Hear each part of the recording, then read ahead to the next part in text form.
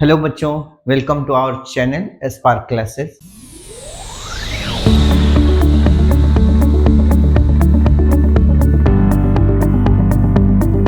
आज हम लोग पढ़ेंगे लिमिटेशंस ऑफ ओम्स लॉ। ये पार्ट कहीं ना कहीं हम मिस कर देते हैं। ओम के रूल्स को तो जानते हैं, पर कहाँ कहाँ ओम्स का जो नियम है वो इनवैलिड हो जाता है, अप्लीकेबल नहीं है, लागू नहीं होता है, वो आज हम लोग डिस्कस करेंगे। तो ये लॉन्ग क्वेश्चन जो आपके बोर्ड एग्जाम में 5 मार्क्स का पूछा जाता है, वहां भी ये आता है। और इसके जो कॉन्सेप्ट्स हैं वो कहीं ना कहीं एक क्वेश्चन करेंगे हम लोग जो जेई में या फिर नीट में पूछा जाता है। तो ओम्स लॉ कहाँ कहाँ वैलिड नहीं होता है, तो फर्स्ट केस फर्स्ट मैं बता रहा हूँ आपको। मान लो किसी एलिमेंट का आपने v और i के बीच ग्राफ खींचा और वो लीनियर नहीं रहा। जैसे अगर लीनियर है तब तो फिर ठीक है, लेकिन अगर वो कर्व होने लगा, जैसे ये आप यहाँ देख सकते हैं कि इसके बाद ये ऐसे होना चाहिए था, पर अब ये डिफ्लेक्शन शो कर रहा है ना।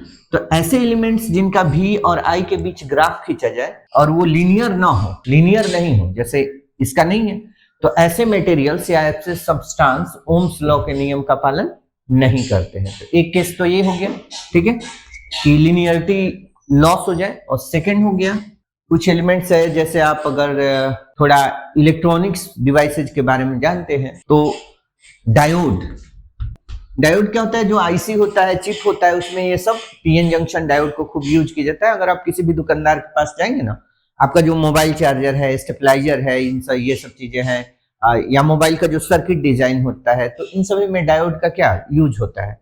तो आप चाहें तो दुकानदार के पास जाके पूछ सकते हैं कि डायोड मेरे को देखना है, तो वो आपको दिखा देंगे। तो डायोड जो है ये भी ओम्स लॉ का पालन ओबे नहीं करता है। ये कैसे दिखते हैं देखने में, तो ये इस तरह से ट्रायंगल, इनका सिंबल ये रहता है। जैसे आर का होता है ना, आर का कैसे देते हो, ऐसे। सी का कैसे देते हो, ऐसे देते हो ना। तो डायोड का सिंबल क्या है, ये है। तो अगर मान लीजिए डायोड लग गया है ना सर्किट में, ये देखो, ठीक। तो अब क्या होगा कि यहां से इसके साथ क्या है कि अगर आप प्लस माइनस, अभी डायोड क्या करेगा, करंट को जाने देगा, अलाउ करेगा, करंट इस यहां से पास कर सकती है, अलाउ करेगा। लेकिन यही थोड़ा सा कनेक्शन को बदलें और डायोड को उलट दें, देखना ऊपर के डायोड और इस डायोड में फर्क है, ठीक है। तो यहां पर जो आई है उसकी वैल्यू क्या हो जाती है, 0।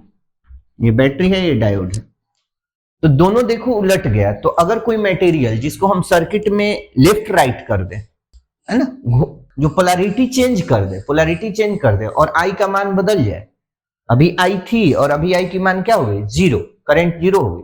तो ऐसे मटेरियल्स भी डायोड, मतलब जैसे डायोड हो गया, ऐसे मटेरियल्स भी ओम्स लॉ को ओबे नहीं करते हैं, उनको भी पालन नहीं करते। तो फॉरवर्ड बाइस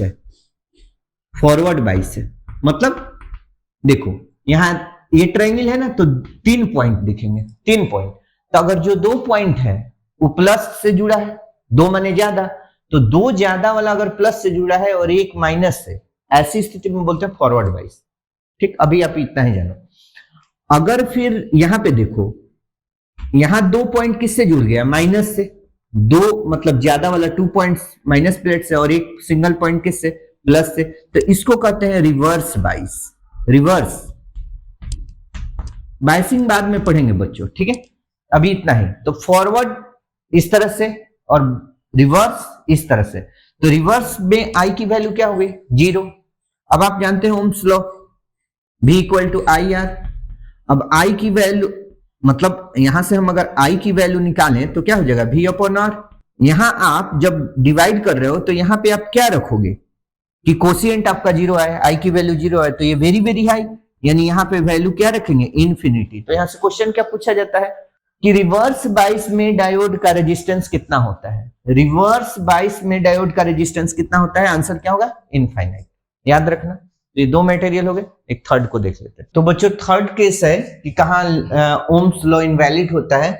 कुछ मटेरियल्स ऐसे होते हैं जिनका आई और वी के जो ग्राफ है, आई वर्सेस वी, वोल्टेज और करंट के बीच, वो कुछ ऐसा आने लगता है, वैल्यू कांस्टेंट करता हूं, ये हाइट मेंटेन करो। तो मान लो ये 5 एम्पियर है सपोज करो, तो ये हाइट कब कब मिली, जब वोल्टेज मेरी V1 थी और वोल्टेज V2 है, यानी 2 वोल्टेज पे सेम हाइट, सेम करें, ओम्स लॉ क्या कहता है कि अगर आपने V बढ़ा दी तो I भी बढ़नी चाहिए, तो V तो यहां बढ़ गया, आप देख सकते हैं V2 ग्रेटर देन V1, लेकिन दोनों के लिए I क्या है, सेम है, हाइट सेम है, करंट की वैल्यू सेम। तो ऐसे मटेरियल्स भी ओम्स लॉ को ओबे नहीं करते हैं। और इसका अच्छा एग्जांपल कौन है, गैलियम आर्सेनिक का जो मटेरियल है, ये GaAs से बना हुआ जो मटेरियल है, सब्सटेंस है, इसका ये ओम्स इस तरह का ग्राफ देता है और ये ओम्स लॉ को ओबे नहीं करेगा। ठीक, तो 3 तरह के केसेस हमने देखे, अब देख लेते हैं IIT में जैसे या नीट में क्या क्वेश्चन पूछे जाते हैं, वो देखिए ध्यान से। क्वेश्चन इस तरह से रहता है कि मान लो एक सप्लाई दे देगा बच्चों, ठीक, और यहाँ पे इस तरह से डायोड, और यहाँ पे एक मान लो रेजिस्टेंस 3 ओम, ये 6 ओम, ये 12 वोल्ट, और पूछ देगा कि इसमें करंट की वैल्यू क्या है। अब आपको ध्यान रखना पड़ेगा ऐसे क्वेश्चंस में कि ये फॉरवर्ड बाइस है या रिवर्स बाइस है। तो अब यहाँ पे कैसा है, रिवर्स बाइस है, तो रिवर्स बाइस आपको पहचानना पड़ेगा। ये दो जो पॉइंट है वो किससे जुड़े हुए हैं, देख लो, निगेटिव टर्मिनल से, और सिंगल वाला किससे है, एक से है। तो इस स्थिति में ये रिवर्स बाइस है, तो आपको सोल्व करने की जरूरत नहीं है, बस ये पहचानना होगा रिवर्स बाइस है। That is why I equal to 0, current की वैल्यू 0 होगी। अब यही क्वेश्चन सेम हम करते हैं, ठीक है, इसको फॉरवर्ड बाइस करके करते हैं, तो फिर आंसर क्या होगा। बस घबराना नहीं है इस तरह के क्वेश्चंस देख के कि ये क्या लग गया। तो 3 and 6 और ये 12 वोल्ट। अब ये जो डायोड है दैट इज फॉरवर्ड बाइस, देख पा रहे हैं आप लोग, फॉरवर्ड बाइस है। तो फॉरवर्ड बाइस है तो बढ़िया है, इसको वायर के जैसा समझो कि करंट पास कर सकती है, तो डेफिनेटली आई जाएगी इस साइड।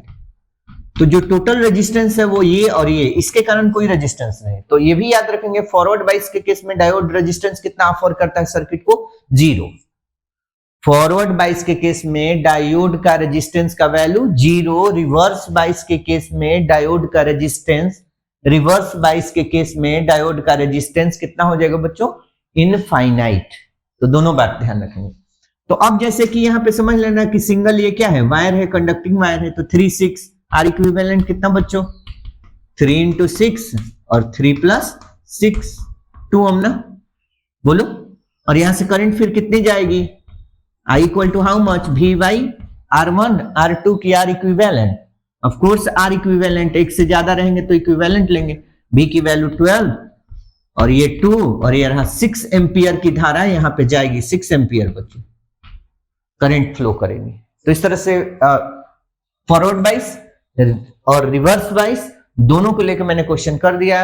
ये ट्रिकी क्वेश्चंस है, नीट में पूछे जाते हैं, जेई में पूछे जाते हैं, तो आप इनको जरूर बना देना। ओके, आज के लिए इतना ही, और नेक्स्ट वीडियो में हम लोग और आगे कोई टॉपिक लेकर आएंगे। अगर अभी तक आपने चैनल को सब्सक्राइब नहीं किया है तो जरूर करें और मन लगाकर पढ़ें। Thank you.